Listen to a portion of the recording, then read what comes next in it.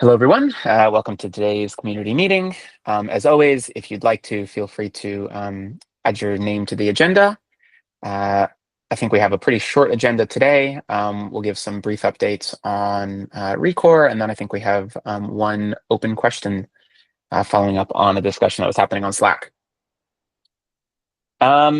All right, so kicking things off, we've been talking a lot about Recore v2. Previously, we had a proposal which outlined the changes that we wanted to make from Recore v1 to Recore v2. Now we have a lot more concrete doc. So please do take a look. This is our design doc for Recore v2. What you'll see here is this is based on all of the great work that the transparency community has been doing over the last months to about a year around simplifying the operation of a transparency log by having it backed by what are called tiles. So this will outline the changes that we're going to make to move Recore over to a tile-based backend. This will also come with some API changes to Recore v2, some because of this move, and also some simplification that we wanted to make based on learnings from Recore v1. This is all outlined in the proposal if you'd like to take a read through that to learn a bit more about our background. But this doc goes into a lot more detail around what our API looks like, around suggestions on what tile-based backend we will use, around, I'm just kind of quickly scrolling through this, around client changes as well. And then we have a lot more detail all the way at the bottom, which is kind of our roadmap for the project. If you'd like to follow along with development as well, we now have a repo and we have a project. We're trying out GitHub projects. This is the first time I've used this. So if you have used it before and you have any suggestions, feel free to let us know. But this is tracking our work. If you'd like to get involved, if you're working with any teams who would like to get involved, feel free to ping me. We have a lot of work that we're doing. There's a lot of work that we have planned for later that we can get started on earlier as well if any teams are interested in getting more involved with the work. And I will leave a link to this in the community notes as well.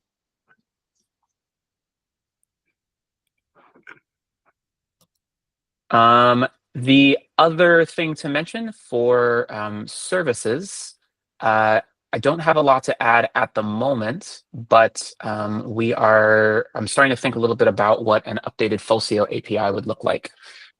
So I've actually had this issue open for now almost 2 years, which shows this has not been a top priority. Our goal with an updated Fulcio API would be very minimal changes that more strengthen a few of the guarantees that Fulcio is making, rather than a massive refactoring. Fulcio is a very, very simple API, and there's no reason to make it more complex. If anything, this will remove some of the duplication that we have.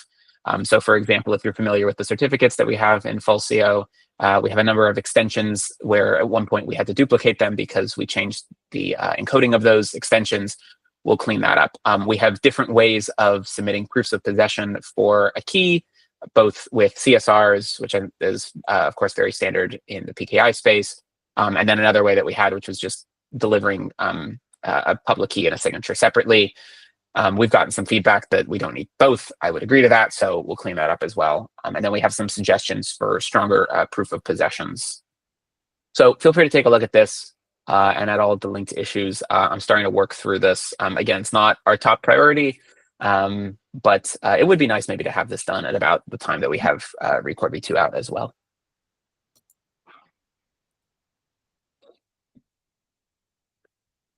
Alrighty. I don't think we have anyone from the clients here, so I guess, Paul, did you have any updates for infrastructure? Just the one we talked about. I missed this last meeting, but it looks like the IBM OIDC provider was merged into Fulcio and deployed out. So I don't know if anyone's using it, but it felt worth highlighting when we get new providers added.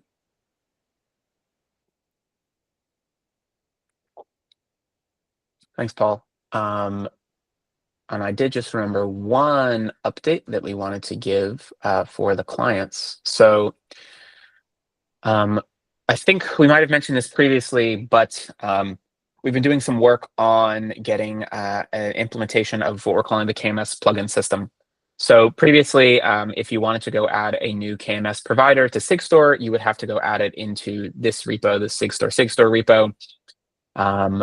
Effectively, then we as the Sigstore maintainers would be committing to maintaining this plugin as well. The challenge with this, of course, is that we don't have expertise across most KMS platforms, and it additionally caused a lot of dependencies to get added to downstream clients like Cosign that were using Sigstore. So we implemented a plugin system. So if you're familiar with kubectl plugins, this is a very similar model. Let me see if I can find the README real quick. Here we go. But I'll link to this as well. But basically, if you have a KMS provider that you'd like to support in the Sigstore ecosystem, you'll create a binary that implements an interface that matches the same interface that is in the code base for the KMS providers that are already in tree. And then if the KMS provider is not found in tree, it will instead look in a predefined location for a binary file. So this goes into the detail of this, and then we have an example as well that you can take a look at. I was already pinged by somebody who was super excited to give this a try. We reached out to a few of the, actually, I think we've reached out to everybody who's filed PRs in the past that we have not yet merged, requesting new KMS providers, saying, hey, if you'd like to, please do give this a try. We'll have a blog post upcoming as well that goes into more detail on this. If you know anyone who's implementing their own KMS provider, feel free to ping me. We can highlight their provider in the blog post as well. Alrighty. Tracy, did you have any updates that you wanted to give? Sure. Yeah, maybe slightly docs related, but an update on the conversations with ISRG. So yeah, folks may have recalled to have been doing a big push to get the specification docs into GitHub and getting those up to date and improved. And that was pretty much a prerequisite for conversations we're having with the ISRG, where they were looking to kind of build a partnership, which involves them running recall log, as well as potentially taking on full CO and a timestamp authority. So now that the docs are in a good state, they're not perfect, but they are like just good versions of them, and they're being iterated on and improved. We went back to the ISRG and helped facilitate a meeting with the TSC and the ISRG to talk about next steps. So it was a really good meeting. And I'd say there were 3 themes sort of covered, like technical, funding, and impact. So on the technical side, we discussed kind of the state of adoption and how that's going. And just also clarified specific things. For instance, the fact that Fulcio is a stateless CA was a good distinction to make, to kind of speak to what levels of complexity it has.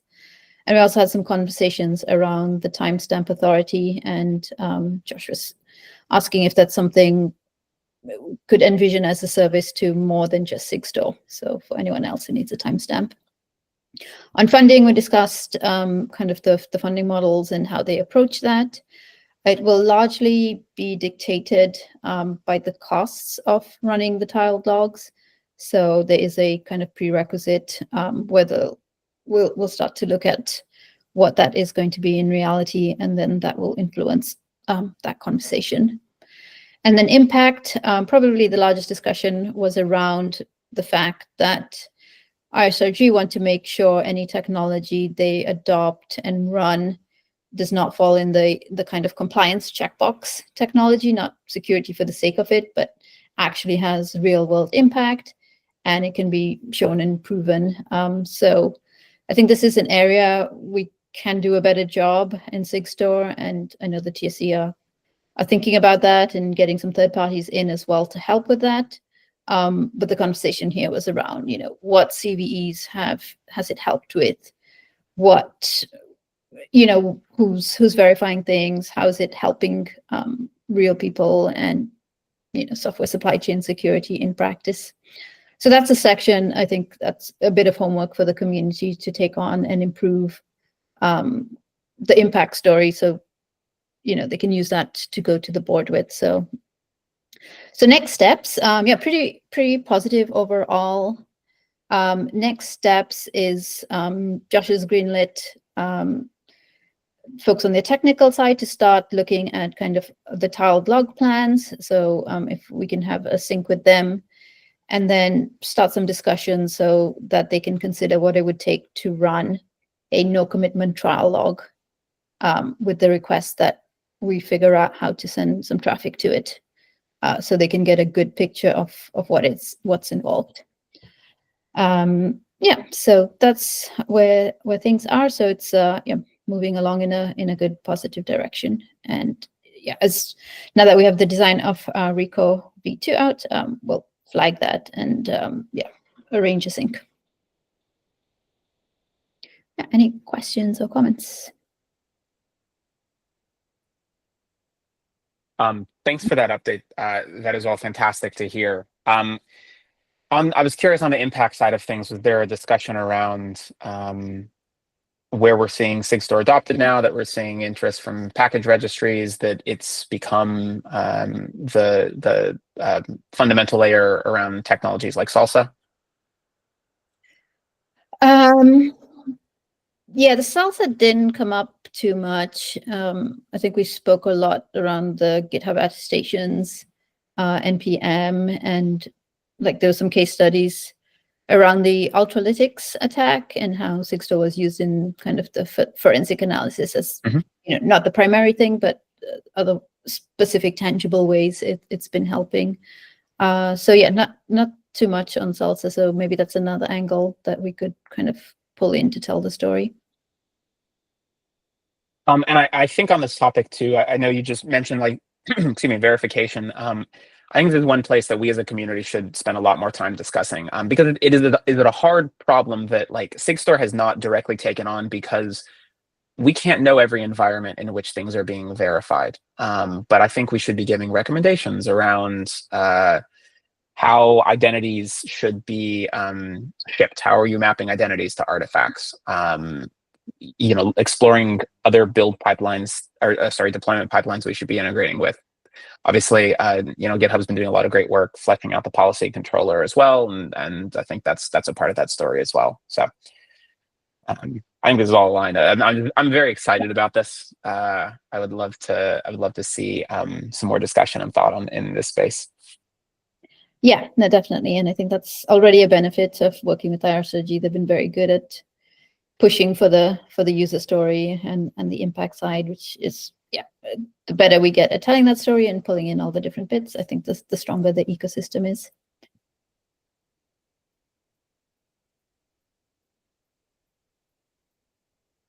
Awesome.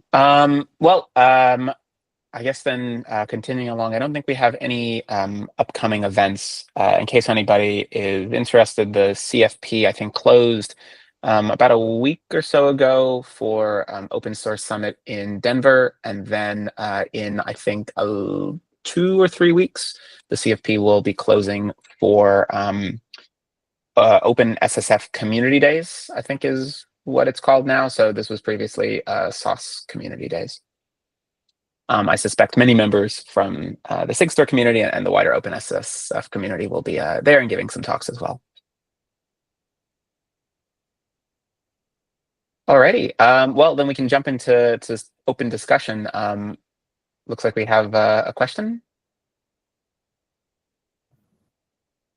Yeah, hello, I'm Trevor. I'm Red Hat. I was involved in open containers back in like 2015, and then moved on to other things. And now I'm back because folks had asked me to look into like what happens in a world where SHA-256 is no longer considered secure enough, and the answer is lots of things need to change. And so I had the distribution spec, open containers distribution spec, like the folks who are the API for container registries have been working for a year or so on updating their APIs so that it's more clear how clients and registries coordinate handling images that use a non-SHA-256 digest algorithm, and they recently landed a pivot to they have a refers API and also a tag naming convention fallback for registries that don't support the refers API yet.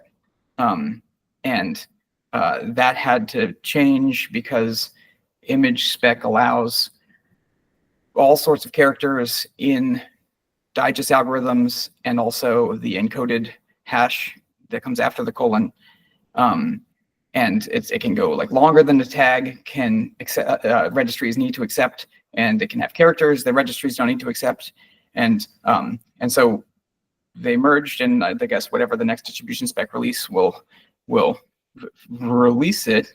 And this is a big like chicken and egg problem, because so little of the ecosystem supports anything that's not SHA-256 today. So distribution spec saying like, here's the plan for things that aren't SHA-256 for the tags doesn't really help until you can push manifests that like a tag manifest that is resolved to a SHA-512 or other digest algorithm.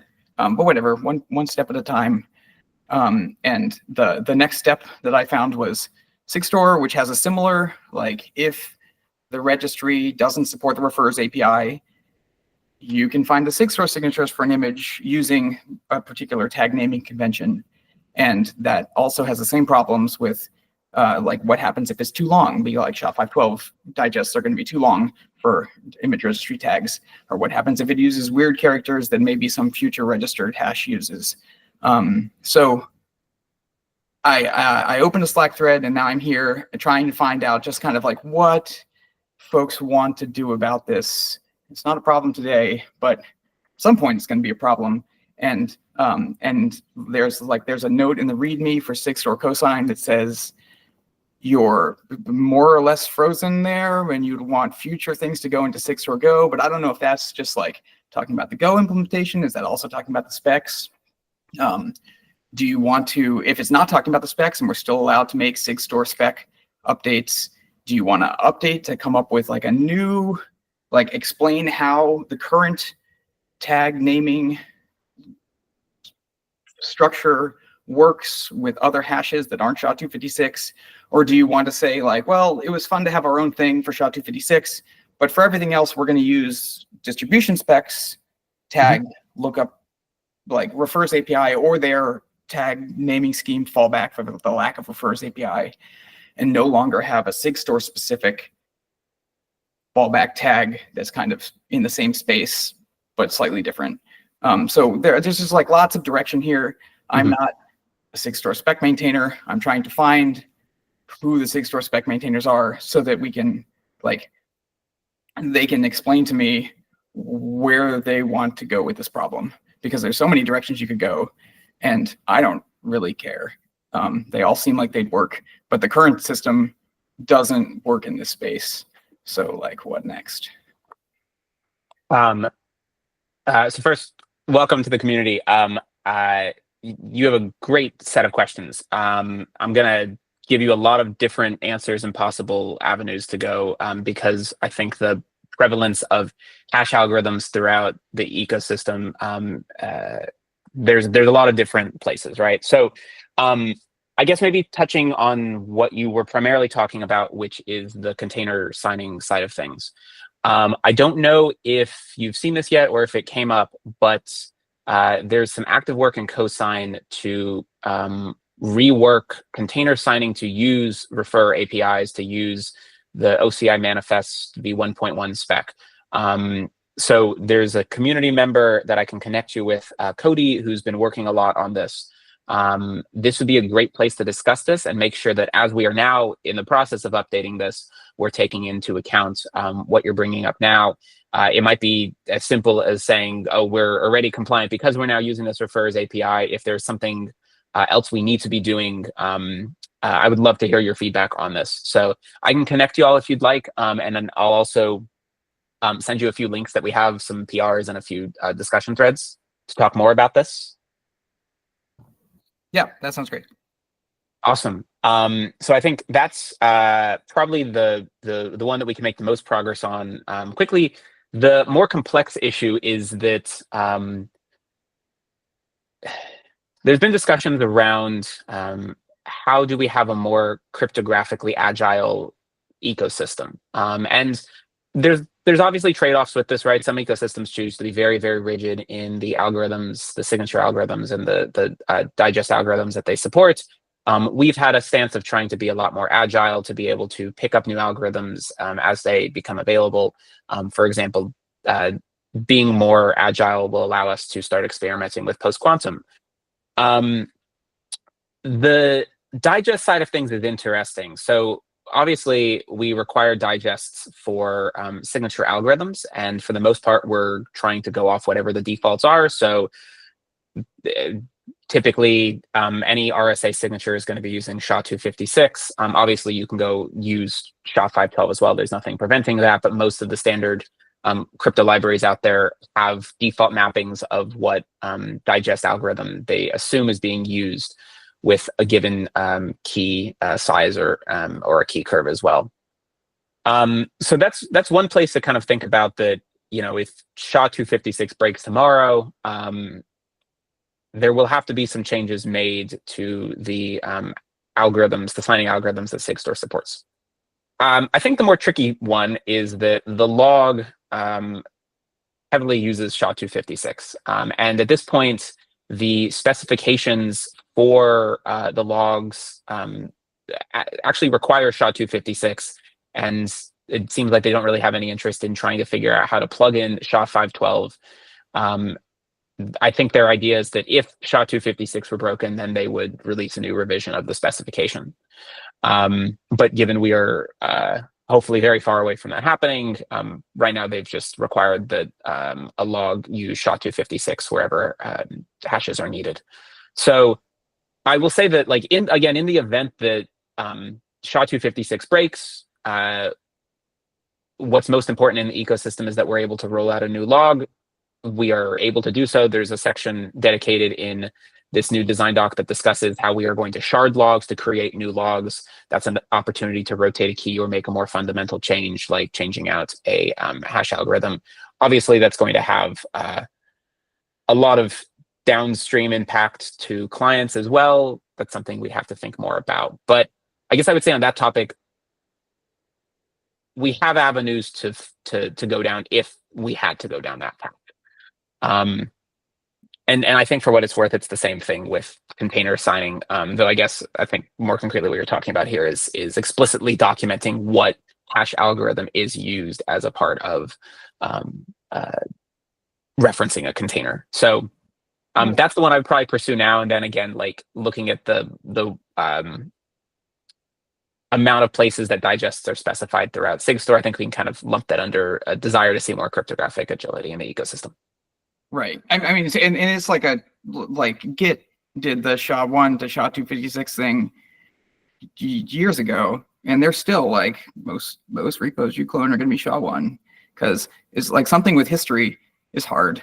So I'm not trying to do the log change because that is going to be sticky. I was just like, one super tiny thing that we can do is this tag lookup. Like, what are we going to do with the tag lookups? And then you can punt on all of the orthogonal other stickiness, because it seems unlikely to me that folks can work up like, here's the one pull request that will like make the system agile for a hash algorithm. And so I think like finding some way to chip away at small pieces and iterate towards the whole system being more agile would be great. But I am just like trying to find the smallest, most separable chunk to start stepping in that direction. And I think that so I'll look. You connect me to the stuff that Cody's doing, and I'll look and see if that is scratching this particular tiny slice of the problem's itch, and then we can go from there. That'd be great. And I'll say as well that if you have any feedback that you'd like to give on the specification, even outside of SHA-256, just around our usage of the refers API, and if we're doing everything right, please do let us know. We definitely are lacking in some expertise right now around container technologies and specifications. So if you have experience, we would very much welcome it. Yeah, no worries.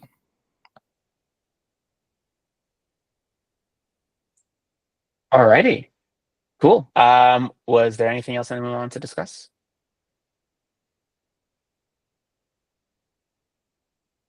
All right, well, thanks everyone for the great discussion and all the updates. We'll chat again in a few weeks.